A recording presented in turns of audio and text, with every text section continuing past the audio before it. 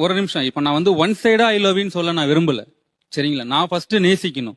நான் நேசிச்சு நான் உன்னை ஐ லவ் யூன்னு சொல்லணும். அந்த நேசிக்கிற மனப்பக்குவம் எனக்கு இப்போதைக்கு இல்ல. நீங்க இவ்வளவு நாள் நேசிக்கவே இல்லையா உங்க மனைவி? இல்ல சார், அவங்கள நேசிக்கவே இல்லை நான் இது வரையுமே. ஏன்னா எனக்கு அவ்வளவு பிரச்சனை இருக்கு. நான் அவங்கள நேசிக்கணும்னா ஃபர்ஸ்ட் என்னோட பிரச்சனையை முடிச்சிட்டு நான் அவங்கள்ட்ட நான் உண்மையா நான் ஐ லவ் யூன்னு சொல்லணும் நான் வெயிட் பண்ணிட்டு இருக்கேன். எத்தனை வருஷம் ஆகுது கல்யாணம் ஆகி? 4 years ஆகுது சார். இல்ல சார், 4 வருஷம் ஆகி நேசிக்கவே இல்லை. ஆமா சார், எனக்கு அந்த மனப்பக்குவம் எனக்கு வரல. எனக்கு பிரச்சனைகள் ஃபர்ஸ்ட் என்னோட இப்போ நான் ஒண்ணு இல்ல. இப்ப அது அவங்களுக்கு எவ்வளவு ஹர்ட்டா இருக்கும். அவங்க மைக் கொடுங்க. இப்ப நேசிக்கவே இல்லை உங்களுக்கு, உங்களோட மனநிலை என்ன நினைப்போம்? கஷ்டமா தாங்க சார் இருக்கு.